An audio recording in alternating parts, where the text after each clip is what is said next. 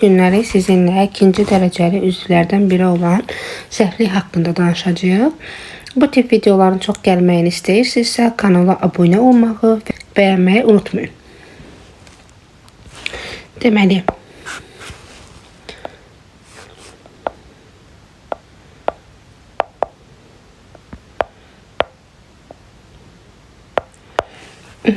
zəiflik cümlənin ikinci dərəcəli üzvüdür. Hərəkətin icrasını və yaxud da ki, əlamətin meydana çıxmasını müxtəlif cəhətdən izah edir. Yenə də bir də altını xətləyərək deyirəm ki, hərəkətin icrasını və əlamətin meydana çıxmasını. Məsələn, onlar hündürdən danışdılar.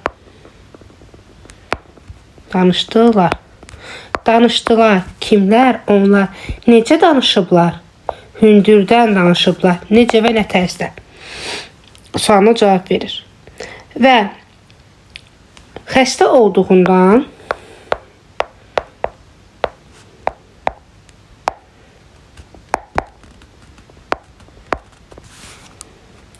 keyfi yox idi.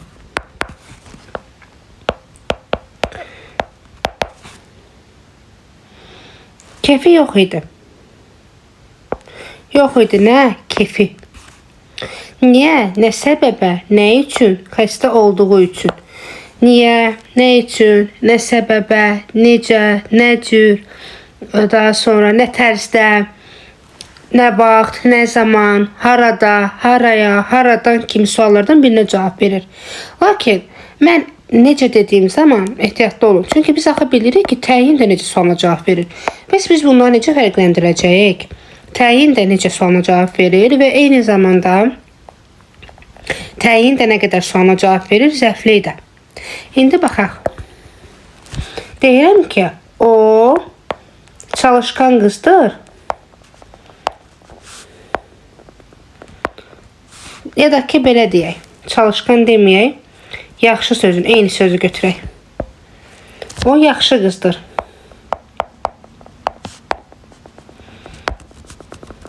Bir də deyirəm ki, o yaxşı danışır. Qızdır. Kim? O. Necə qızdır? Yaxşı qızdır. Danışır. Kim? O. Necə danışır? Yaxşı danışır. Bunlardan biri zəiflikdir. Biri isə təyindir. İndi biz hardan biləcəyik ki, hansı zəiflik, hansı təyindir? Biz bilirik ki, qızdır. Kimdir? Bu isimdir. Bu isə hərəkətdir. Yəni feildir. İsmin qarşısına gəlibsə və yaxud da isimləşmiş hər hansısa bir nitq hissəsinin qarşısında, ismi xəbərin qarşısına gəlibsə, necə qızdır? Yaxşı qızdır. Təyindir. Amma hərəkətdən əvvəl gəlibsə, biz onsuz da nitq hissəsi zərfi keçəndə də bunu demişik ki, əgər ki, yaxşı, pis, bu kimi sözlər var ki, isimlərin qarşısında gələsə olacaq, nədir onun adı, sifət, feillərin qarşısında gələcəksə olacaq zərf. Və danışır da feildir, cümlə üzvü kimi də yaxşı sözü feilin qarşısına gəldiyindən dolayı cümlə üzvü kimi zərflikdir. Nitq hissəsi olaraq baxımından isə yaxşı sözü zərfdir. Daha sonra bir nümunədə saya aid yazaq.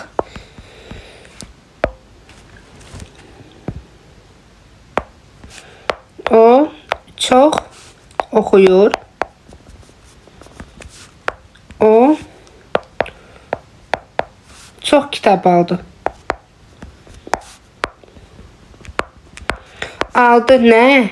Və ehtiyatlı olun. Aldı nəyi? Nəyi? Kitabı. Kim? O. Nə qədər kitab alıb? Çox. İsmin qabağında gəlibdir, təyindir. Oxuyur. Nə qədər oxuyur? Çox, amma zərflikdir, çünki feilin qabağında gəlibdir. Bunu da aydınlaşdırdıq.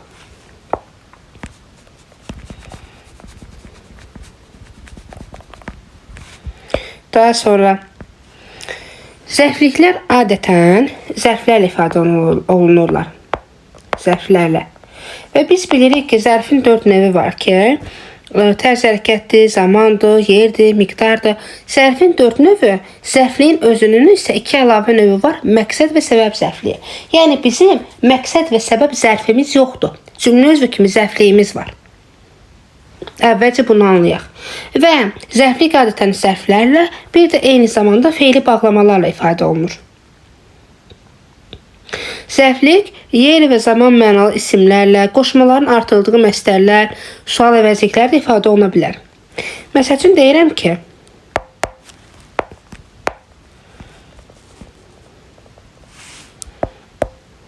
sən bura, sən evə nə üçün gəlmişsən?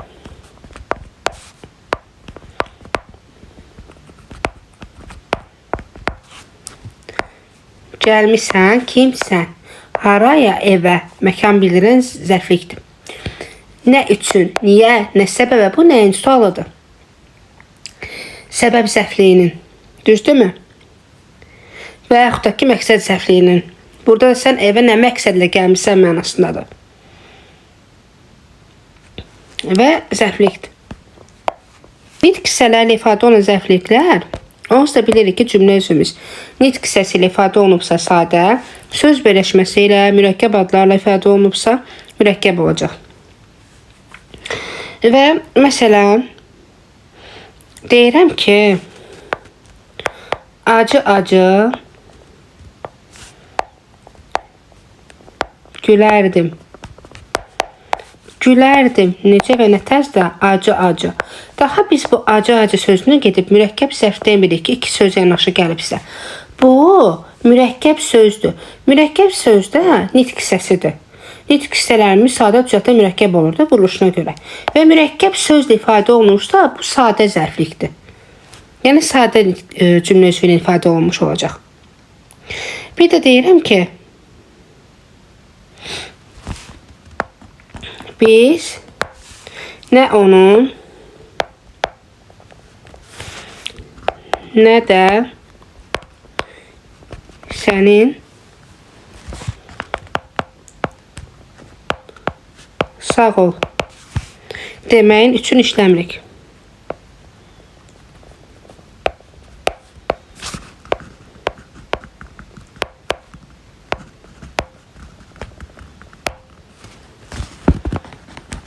İşləmirik. Niyə? Nə məqsədlə işləmirik ki? Nə onu, nə də sənin sağ ol deməyiniz üçün. Zərflik. Kim? Biz. Bu məstər tərkibi ilə ifadə olunmuş zərfliyimizdir və mürəkkəbdir. Zərfliklər adətən, ümumiyyətlə feili xəbərə aid olur. Yəni, ismi xəbərdən çox zərfliklər feili xəbərlərlə ifadə oluna bilir. Feili xəbərlərə aid ola bilir.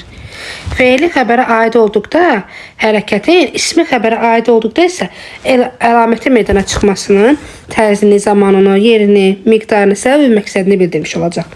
Məsəl üçün deyirəm ki, bu əşyalar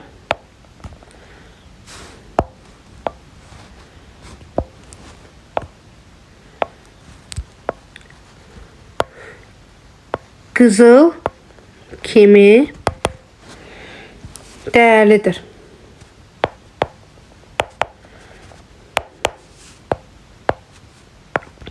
Bir də deyirəm ki, onlar universitet illərində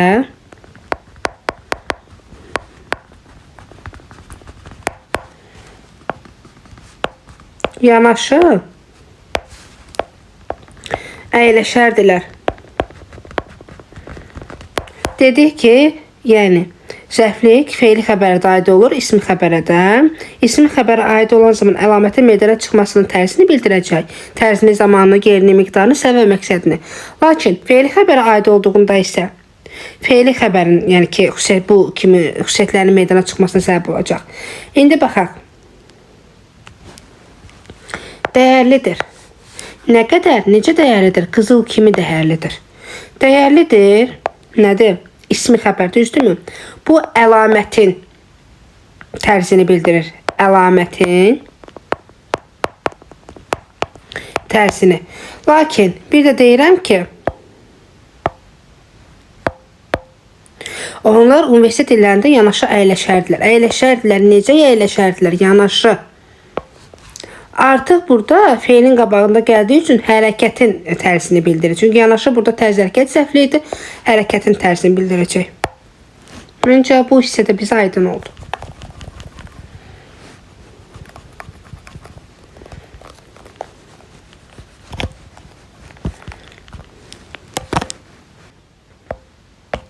Deməli, birinci başlayırıq tərz hərəkət səhvliyi ilə. Tərz hərəkət səhvliyi. Tərz hərəkət səhvliyi necə, nə cür, nə tərzdə, nə vəziyyətdə kimi suallara cavab verir. Lakin yadda saxlayın ki, tərz hərəkət səhvliyi hansı sualına cavab verməz. Hansı sualı yalnız və yalnız təyinli sual ola bilər. Səhvliyin hansı deyə sualı yoxdur. Eyni ilə yəni ki, nitq hissəsi zərf kimi zərflilərin də hansı sualı olmur. Bu belə. Məsəl üçün misal göstərək zərfliyəm. Roldan astaca çəkdi.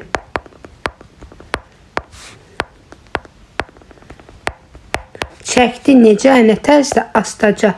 Nəydən, roldan, kim, o.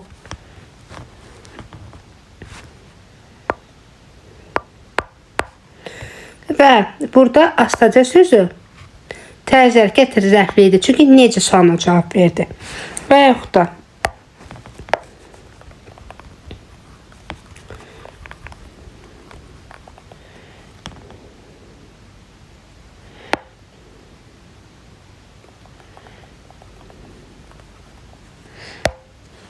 su, buz kimi soyuq idi.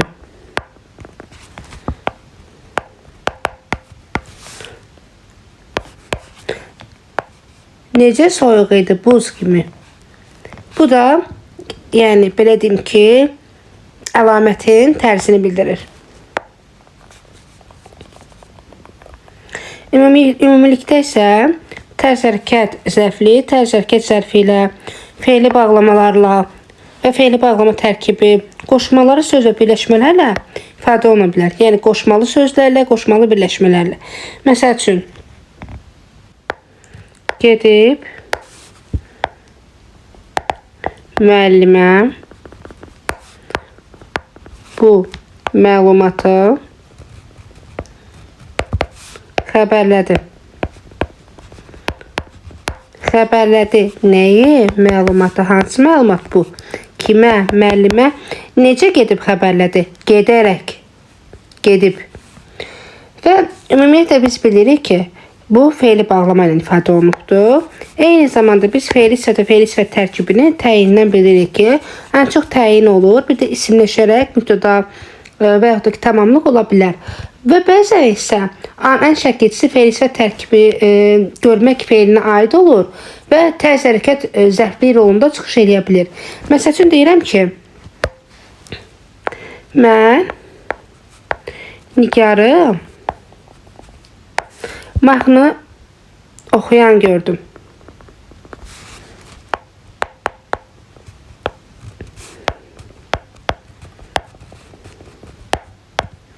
Gördüm. Kimi? Nigarı. Kim? Mən. Necə gördüm? Mahnı oxuyan gördüm. Burada artıq fe'li sifət tərkibi ilə ifadə olunubdur. Yəni fe'li sifət tərkibi görmək fe'li ilə birləşərək tərz hərəkət zərfli yarada bilir.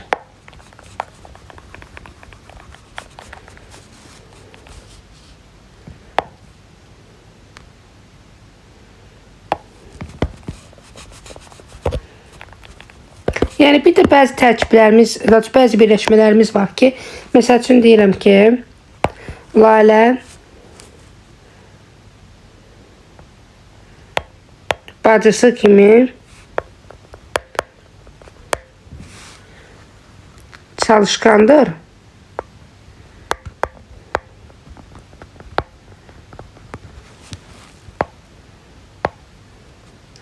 Bir də deyirəm ki,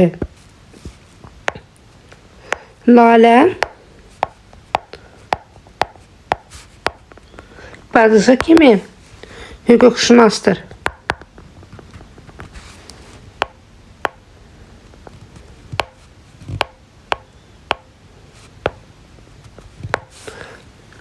Lalə necədir? Çalışqandır. Necə çalışqandır? Bacısı kimi. Diqqətli olaq. Burada çalışqan sözü sifətdir. Sifətin qarşısında gəlməklə tərz hərəkət zərfliyi olubdur. Yəni feilin qabağında gələndə nə olursa, sifətin də qarşısında gəlməklə yenə də eyni qaydada tərz hərəkət zərfliyi götürüləcəkdir. Təyin götürülməyəcək. Hüquqşünasdır. İsim. Necə hüquqşünas? Bacısı kimi hüquqşünas. İsmin də qarşısına gəldiyi üçün bu təyin oldu.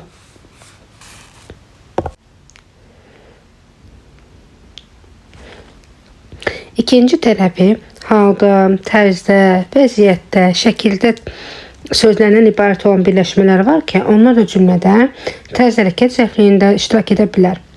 Məsəl üçün deyə bilərik ki, Cavad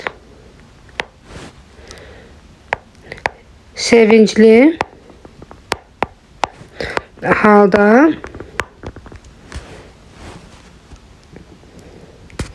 oturmuştu. Oturmuşdu ki, Cavad necə, nə tərzdə?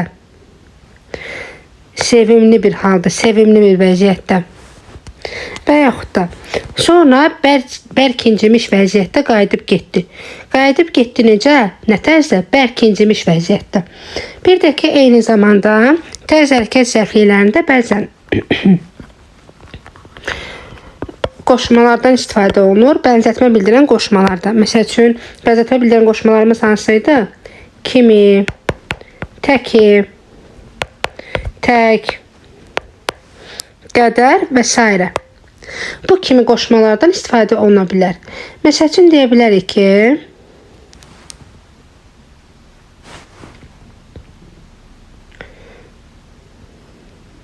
ömür kimi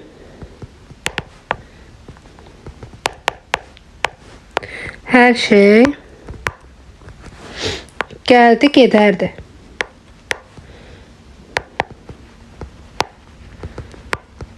Gəldi, gedərdi. Nə? Hər şey. Necə gəlib gedərdi? Ömür kimi gəlib gedərdi. Səhvlik. Daha sonra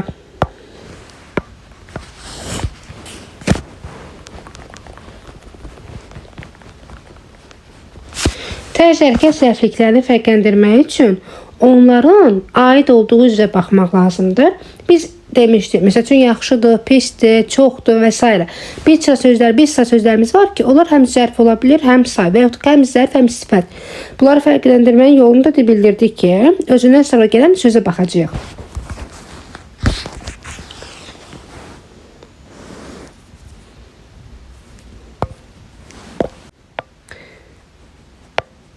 İkinci məna növümüz zaman zərfliyidir. Zaman zərfliyi isə nə zaman, nə vaxt, nə vaxta qədər, nə vaxta kimi, nə vaxta dək kimi suallara cavab verir. Məsələn, bu vaxta kimi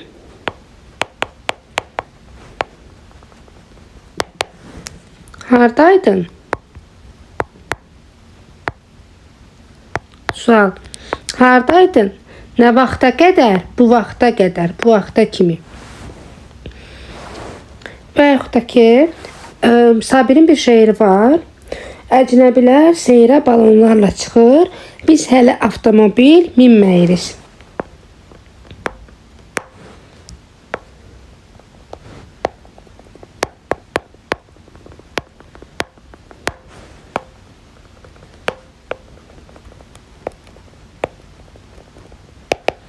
Minmirik kim biz? Nəyi minmirik avtomobili? Bu qeyri-müəyyən təsiri haldadır. Nə zaman minmirik? Hələ.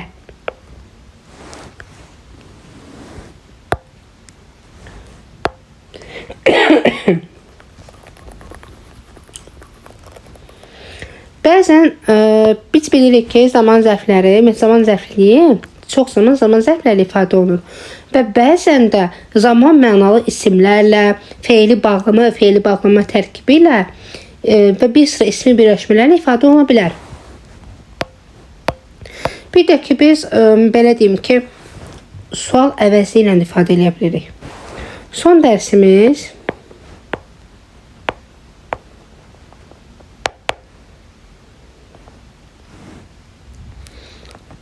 haçan olub? Olub ayrı xəbərdir. Nə vaxt, nə zaman? Bu da zaman zərflidir. Nə? Dərsimiz hansı dərs? Son dərs. Biz burada haçan olub ifadəsini bütöv götürmürük. Çünki burada olub müstəqil feildir və haçan baş verib, nə vaxt baş verib mənasındadır.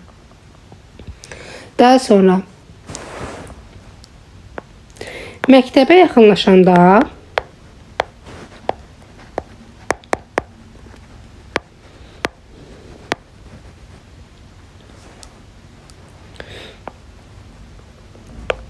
qəribə bir hadisə ilə rastlaşdı. Rastlaşdı.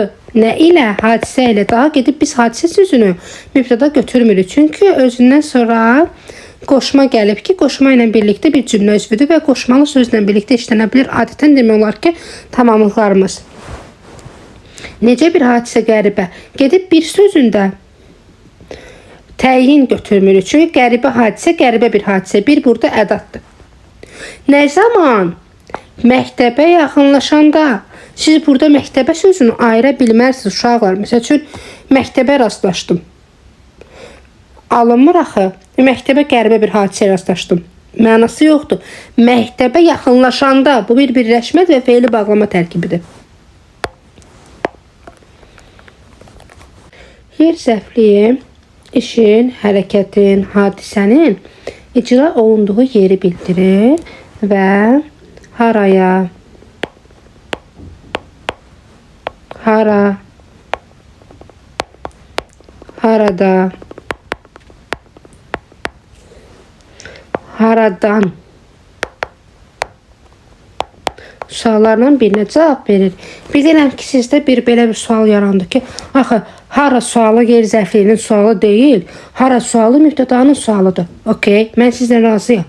Lakin, yer zərfliyindəki hara sözünə, hara sualına, həm də haraya deyə bilirik. Məsəl üçün, ora get. Bir də deyirəm ki, ora gözəldir. Gözəldir. Hara, ora, get. Hara, ora. Deyirsiniz müəllimə, mən hardan bilim ki, hansı zərfli, hansı mübtədadır. Haraya get. Haraya. Bu yer zərfliyidir. Ora gözəldir. Hara, sən haraya gözəldir deyə bilirsən? Yox, məna pozulur. Hara gözəldir, ora gözəldir. Buradakı artıq ora sözü mübtədadır. Deməli belə. Daha sonra yadda saxlayaq. Haranı sualına yer zərfliyi cavab verməz. Məsəl üçün biz bunu tamamlıqda demişik, bir daha da deyək. Çünki təkrar nədir? Biliyin anasıdır. Mən deyirəm ki, Bakıya getdim. Və yaxud da ki, mən Parisə getdim.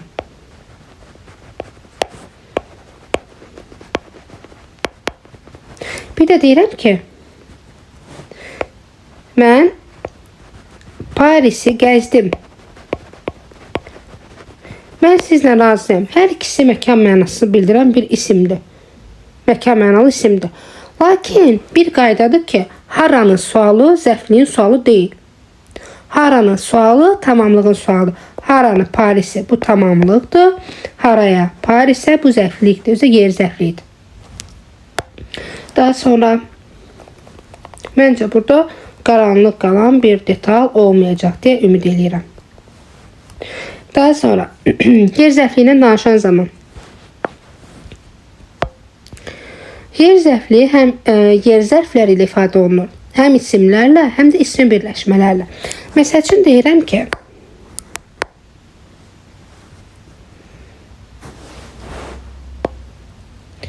həyətə Düşdüm.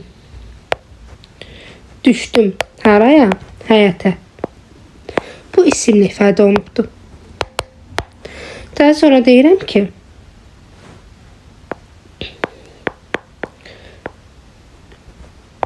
yuxarıya gələrsən.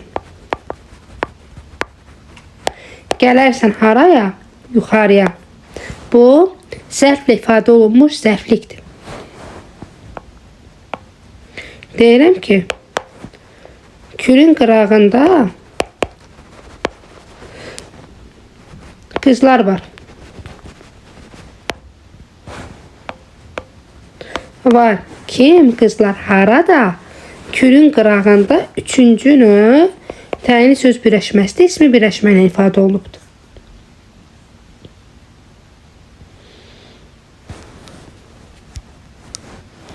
Daha sonra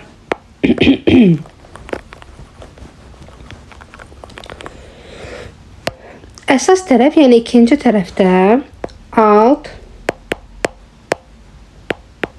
üst, yan, böyür, kənar, dib, qabaq,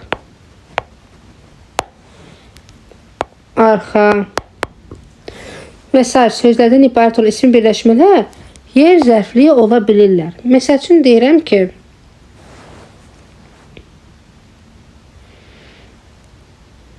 oğru yanında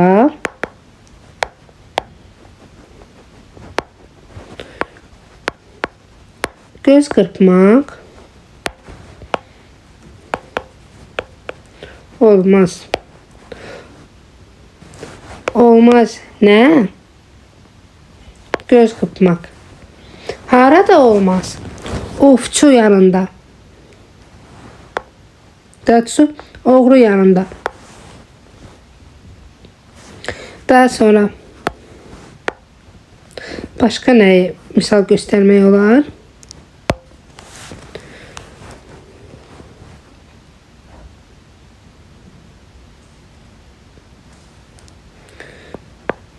Maşının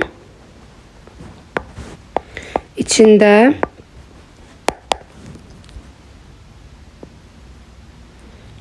çoxlu pul var. Var nə? Pul. Nə qədər? Çoxlu. Harada? Maşının içində. Yəni altdır, üstdür, yandı, böyürdü, kənardı, dibdi və s. bu kimi sözlər olduğu zaman bu sözlə birlikdə birləşərək bir zərflik yaranır.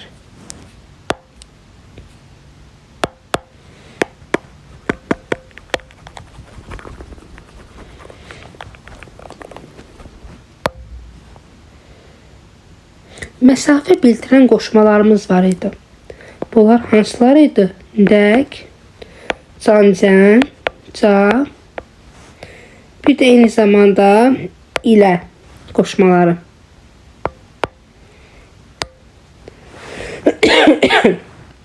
Qoşulduğu sözlə birlikdə bir geri zərflik yarada bilir. Deyirəm ki, kəndə qədər piyada getdim.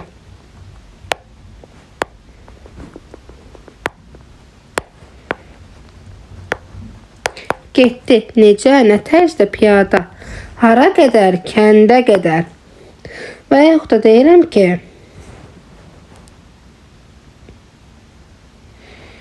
nədə bu qədər dediyim bəsdir.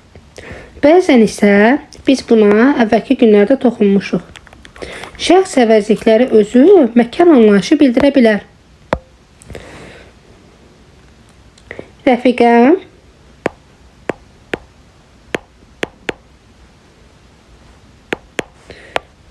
gecə bizdə qaldı. Bir belə yazıram, bir də deyirəm ki,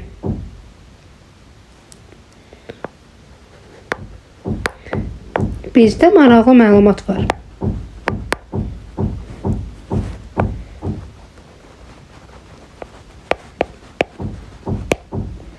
Var nə?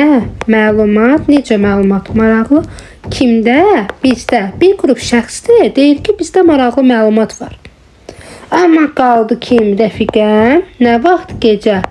Harada qalıb bu rəfiqə? Bizdə, yəni bizim evdə mənasındadır.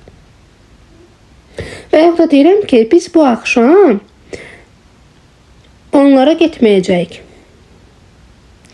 Və burada şəxs əvəzliyi məkan mənası bildirir. Yox, bəzən isə məsəl üçün dediyim kimi onlar həmişə məkan anlayışı bildirmir, çox zaman tamamlıq olur. Deyirəm ki, müəllim sizə təşəkkür etdi və yaxud da ki, müəllim bizə təşəkkür etdi və s.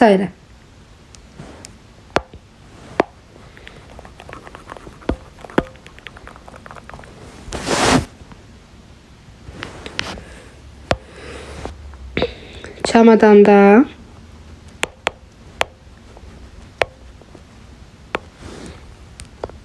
şübhəli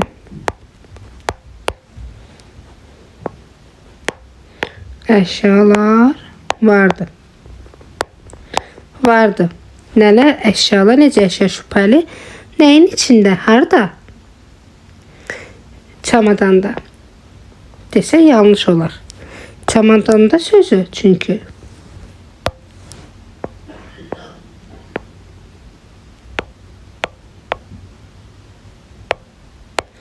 Çünki çamadanda sözü burada tamamlıqdır. Neydə? Çamadanda. Amma içində sözü qoşsam ona, yəni ki, çamadanın içərisində şübhəli əşyalar var. Artıq bu ifadə çamadanın içində harada sualı olacaq və yer zərfli olacaq.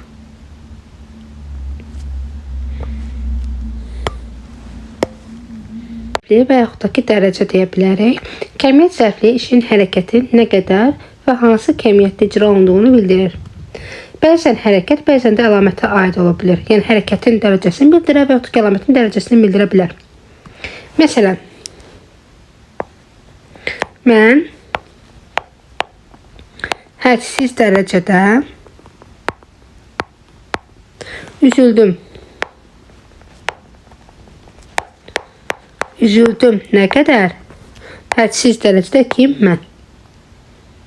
Və burada bu hərəkətə aiddir. Hərəkətin dərəcəsini bildirir. Və yaxud da ki, sən orada çox qalacaqsan.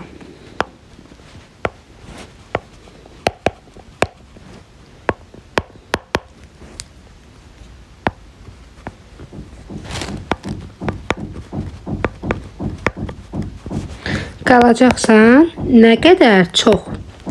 Harada, orada kimsən. Orada, burada yer zərfliyi. Çox isə burada miqdar zərfliyidir.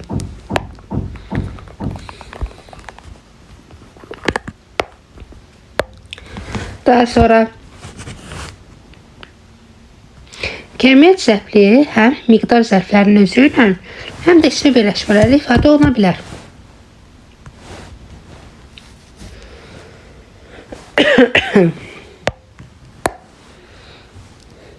Məsələn, məhsulumuz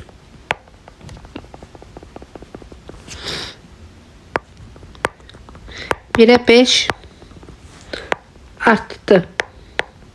Arttı nə qədər? 1'e 5. Nə? Məhsulumuz. Daha sonra biz şəhərdən 15 kilometr uzaqlaşmışıq.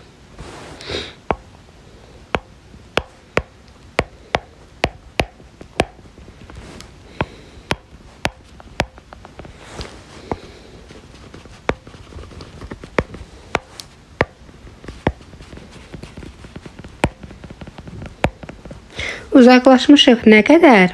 15 kilometr. Bəzən isə kəmiyyət zərfliyi adətən deyə bilər ki, tamamilə, tamamən, büsbütün kimi zərflərlə ifadə oluna bilir. Məsəl üçün deyirəm ki, o büsbütün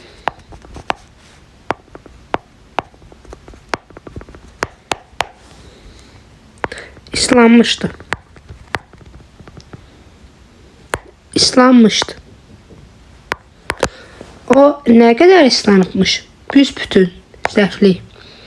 Və yaxud da bu fikirlə tamamilə razı deyiləm. Nə qədər razı deyiləm? Tamamilə. Və s.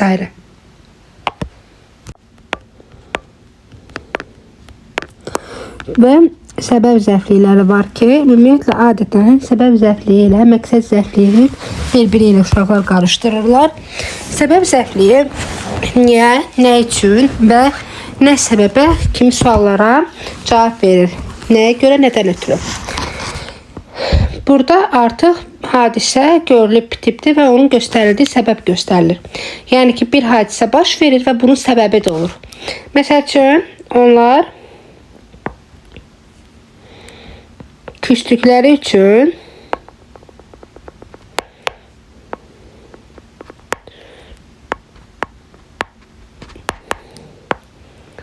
ayrı oturmuşdular.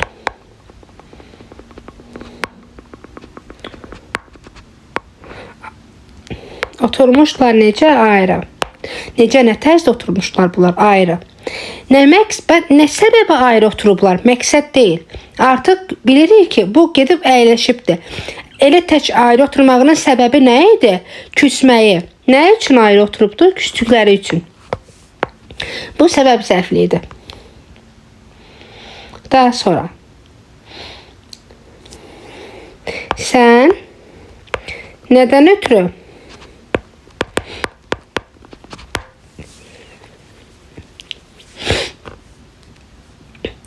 buraya gəldin?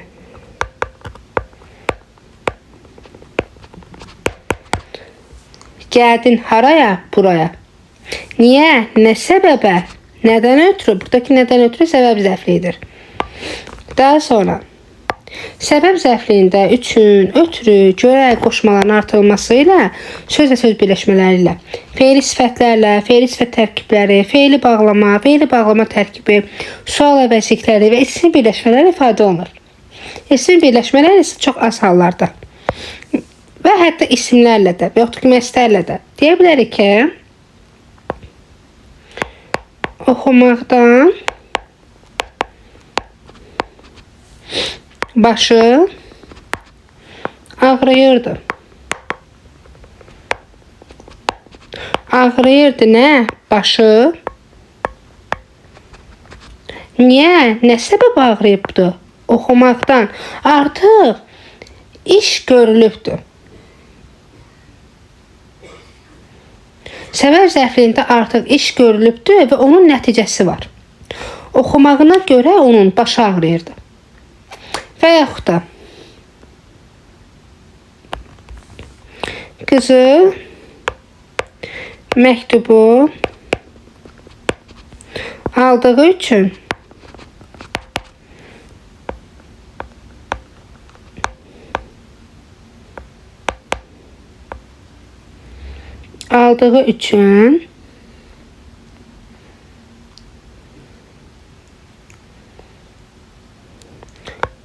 Bakıya gəldi. Bakıya niyə gəlib? Gəlməsində səbəb nədir ki bunun? Məktubu çünki alıbdı. Yəni məktubu aldığı üçün. Bəzən ikinci tərəfdə, üstündə, sayəsində, sayəndə, üzündən sözləri olan birləşmələr də səbəb zərfli ola bilər. Məsələn, deyirəm ki, sənin sayəndə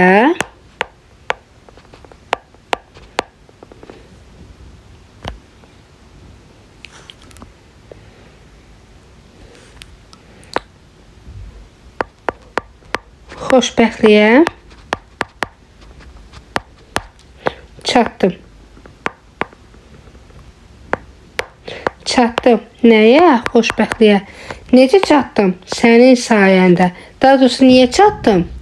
Nə səbəbə çatdım? Sənin sayəndə çatdım. Daha sonra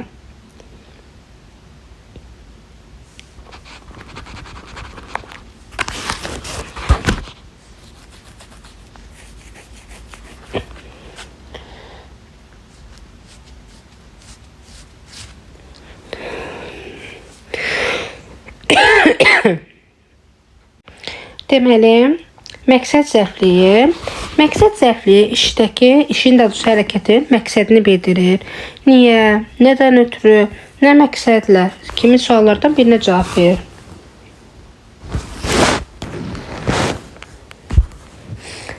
Və məsəl üçün mən bunu məsləhət üçün deyirəm. Yəni mən bunu deyirəm, məqsədim nədir? Məsləhət vermək, məsləhətə görə. Adətən ikinci tərəfdə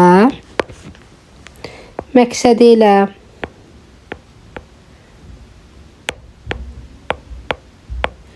sonra niyyəti ilə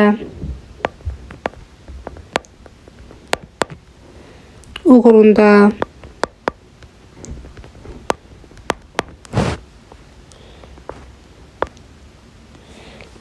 yolunda sözləri ilə ifadə olunmuş birləşmələr cümlədə məqsəd zərfliyi ola bilər. Deyirəm ki, qardaşım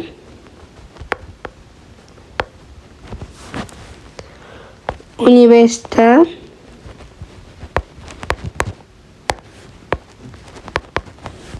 girmək məqsədi ilə kursa gedir. Gedir haraya? Kursa. Kim qardaşım? Nə məqsədlə gedir? Nə məqsədlə, nə səbəbi olmayacaq. Çünki gedir və xəbərdəki iş hələ sonra baş verəcək. Universitetə girmək sonraki prosesdir. Nə məqsədlə gedir? Universitetə girmək üçün. Daha sonra məqsəd zərflikləri bəzi isimlərlə, məsdər və məsdər tərkibləri ilə daha çox ifadə olunur. Məsələn,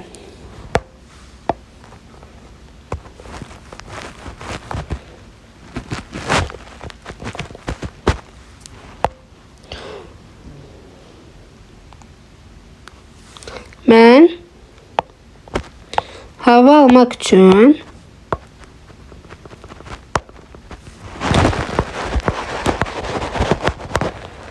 pəncərəni açdım.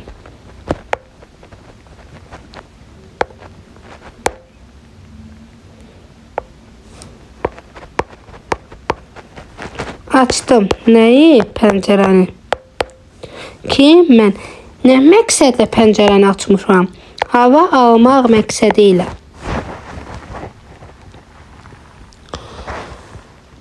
Məqsəd zərfliklərlə xəbər arasında tabelik əlaqəsi olur. Deməli, səbəb və məqsəd zərfliyinin necə bir-birindən fərqləndirək? Səbəb zərfliyinin ifadə etdiyi iş, hadisə, xəbərdəki işdən, əlamət və hadisədən əvvələ aid olur. Məqsəd zərfliyində isə xəbərdəki hadisə gələcəyə aiddir. Hələ gələcəkdə baş verəcək. Nə demək istəyirəm? Mən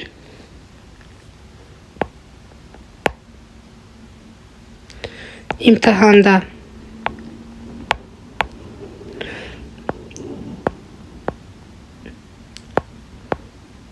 sualların hamısını yazdığım üçün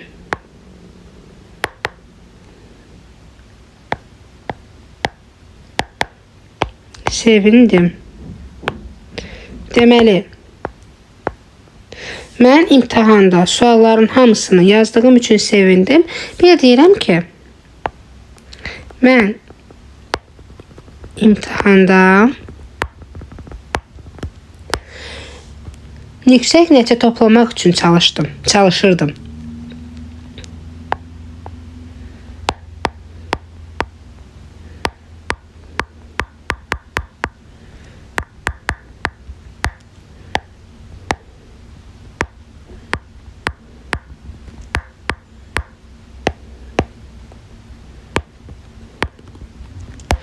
Baxa, sevindim ki, mən.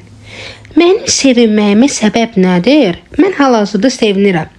Çünki imtahanda sualların hamısını yazmışam. Nə üçün, nə səbəbi sevinirəm? İmtahanda sualların hamısını yazdığım üçün.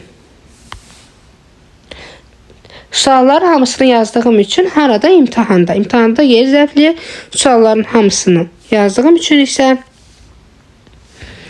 fe'li sifət tərkibidir və səbəb zərfliyi. Sizə düzmü deyirəm? Səhv deyirəm. Çünki imtahanda sözü də birləşmənin daxilində gedir. Çünki imtahanda sevindim deyil axı. İmtahanda sevinmir o. İmtahanda artıq nəticə yığıbdır və yüksək yazıbdır. Sualların hamısını yazıbdır, ondan sonra sevinir. İmtahanda sualların hamısını yazdığım üçün bir birləşmədir. Və sevindim. Artıq onu sevinməyinin səbəbi var. Demək istədiyim odur ki, səbəb zərfliyində ifadə olunan iş, hadisə xəbərdəki işdən əvvəl artıq olubdur və artıq nəticə var. Bir də deyirəm ki, mən çalışırdım. Niyə? Nə üçün çalışırdım? İmtahanda yüksək nəticə toplamaq üçün çalışırdım. Yəni ki, burada nə demək istədiyimdir? İmtahanda yüksək nəticə toplamaq üçün çalışmağı hal-hazırda o çalışır. Çalışmasında məqsəd var. O istəyir ki, imtahanda yüksək bir nəticə toplasın. Həm də ki, məqsəd zərfliyində çox zaman maq üstəgəl üçündür. Səbəb zərfliyində isə dıq üstəgəl üçündən istifadə olunur çox zaman.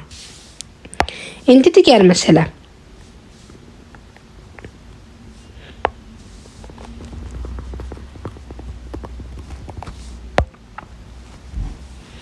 İkinci məsələmiz nədir?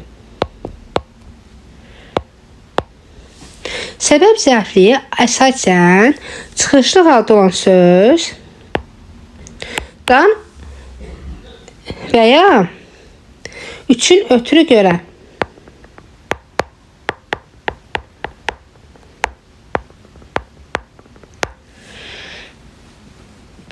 qoşmalı dığı şəkilçili fe'li sifət və ya fe'li sifət tərkibi ilə bəzi hallarda fe'li bağlama tərkibi ilə ifadə olunur. Bir də deyirəm, səbəb zərfli çıxışlı halda olan sözlərlə və yaxud da ki, üçün ötürü görə qoşmalı dığı şəkilçili fe'li sifətlə fe'li sifət tərkibi ilə bəzən fe'li bağlama tərkibi ilə ifadə olunur. Məsdər zərfli isə yönlü çal və ya üçün ötürü qoşmalı məstərlə bayaq dediyimizə gəlir də və yaxud ki, məstər tərkibi ilə ifadə olunur. Atamdan xəbər gəldiyi üçün sevindim. Gəldiyi üçün sevindim. Fe'li sifət və üstə gəlsin üçün. Bu səbəb zərfliyidir, səbəb. Bir də var deyirəm ki, atamdan xəbər almaq üçün poçta getdim. Mənim bu məqsədimdir və maq üstəgəl üçün olduğu üçün isə bu məqsəd zərfliyidir. Daha sonra dördüncü məsələ. Səbəb zərfliyində iş kör təbii, məqsəd zərfliyində iş qabaqcadan planlanma işləri kimi icra olunur. Məsələn, deyirəm ki, axşam su içmədiyim üçün gecə rahat yata bilmədim. Bu səbəbdir və kör təbiidir. Bu planlı bir şey deyil ki, mən axşam su içmədiyimə görə yata bilməmişəm. Bir də deyirəm ki, gecə rahat yatmaq üçün axşam bir stəkan su içdim. Səbəb və məqsəd zərfliklərini bir-birinə fərqləndirmək üçün hər ikisinə bəzən nə məqsədlə sualı verilə bilər. Yadda saxlayaq. Səbəb və məqsəd zərflikləri bir-birinə fərqləndirmək hər ikisinə bəzən nə məqsədlə sual verilir. Bu suala cavab verən zərflik məqsəd zərfliyidir.